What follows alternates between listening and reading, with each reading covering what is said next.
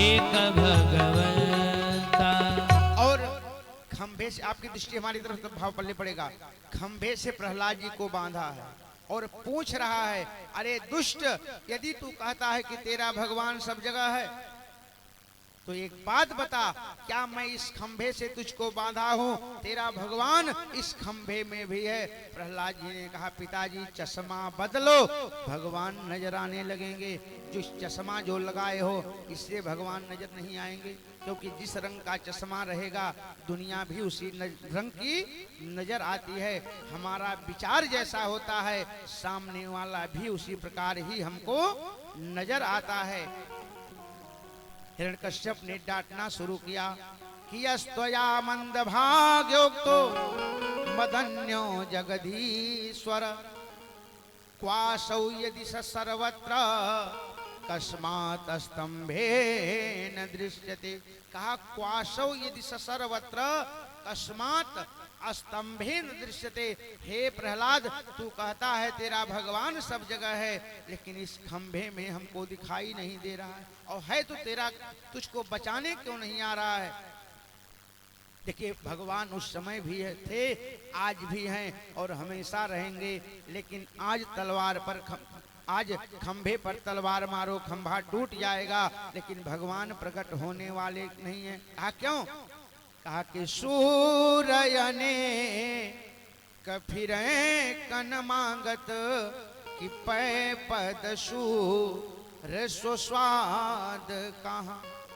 दुनिया में लाखों सूरदास हुए, लेकिन जो वृंदावन में बांके बिहारी जी के मंदिर में जो सूरदास जी बैठते थे, उन्होंने जो पद लिखा वैसा कोई आज तक नहीं लिख पाया।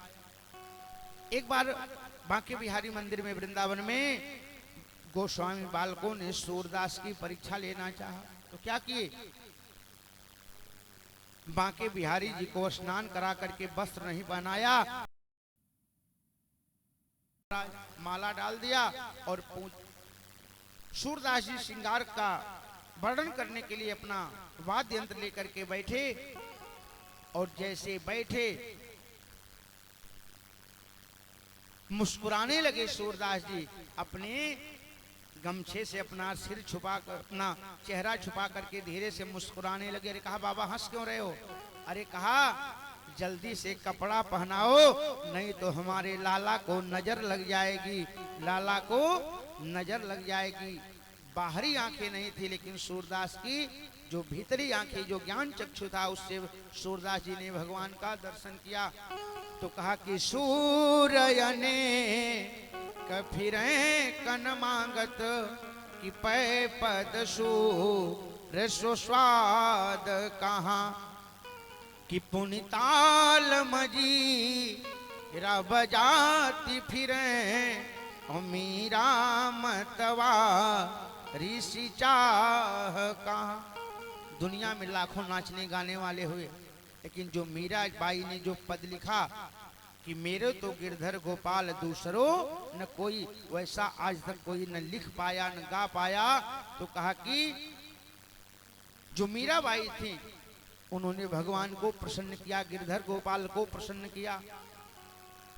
कहा कि राम कथा कितनों ने लिखी और पर तुलसी जैसी मर्याद कहाँ। कि नरसिंह बसे प्रतिखंभन में और पर काढ़न को प्रहलाद कहाँ। प्रहलाद जी ने कहा, पिताजी आपकी बुद्धि ठीक नहीं है, तो भगवान का दर्शन होने वाला नहीं है। कहा क्यों? कहा कि हरि व्यापक सर्वत्र समाना, हरि व्यापक सर्वत्र समाना, हरि व्यापक सर्वत्र समाना। प्रेमति प्रगट होहि मैं जाना, प्रेमति प्रगट होहि मैं जाना। और उसी समय भगवान ने अपने सेवक की बात को सत्य करने के लिए जैसे हिरण्यकश्यप ने तलवार को खंभे से मारा और भगवान प्रकट हो गए नृसिंह भगवान के रूप में। बोले नृसिंह भगवान की जय। कहा कि सत्यम विधातुम निज भृत्य भाषितम व्याप्तिम च भूतेषु खिलेषु चात्मनः। भगवान प्रकट हो गए और महाराज जो दहाड़ लगाया चारों दिशाएं चलायमान हो गई और कहा कि गर्जना होने लगी। भगवान के क्रोध को कोई शांत नहीं कर पा रहा था। भगवान ने देखते ही देखते हिरण्यकश्यप को पकड़ा और ड्योढ़ी पर ले जा करके आधा शरीर मनुष्य का आधा सिंह का और क्या किए उस अपने नाखूनों से उस हिरण्यकश्यप के हृदय को विदीर्ण कर दिया। और मरते समय उसने कहा महाराज हमने ब्रह्मा जी से वरदान मांगा था कि आपके बनाए हुए 12 महीनों में किसी महीने में हमारी मृत्यु ना हो। भगवान नरसिंह ने भगवान ने कहा हे हिरण्यकश्यप यह 12वां नहीं 13वां महीना चल रहा। अरे कहा हम तो जानते ही नहीं थे 13 महीना भी होता। कहा कि 13वां महीना कौन सा महीना? कहा अधिक मास चल रहा है और तमाम तर्क दिया और देखते ही देखते भगवान ने उस हिरण्यकश्यप का वध कर दिया। बोले नरसिंह भगवान की जय। आगे श्री सुखदेव जी कहते हैं राजन भगवान ने प्रहलाद जी को अभय प्रदान किया। प्रहलाद जी से पूछा कि बेटा कुछ चाहते हो, मांगना कुछ चाहते हो? प्रहलाद जी ने कहा प्रभु अच्छा हम लोग भगवान के सामने जाते हैं तो क्या मांगते हैं? सब लोग मांगते हैं, क्या मांगते हैं? कि सुख संपत्ति घर आवे कष्ट मिटे तन का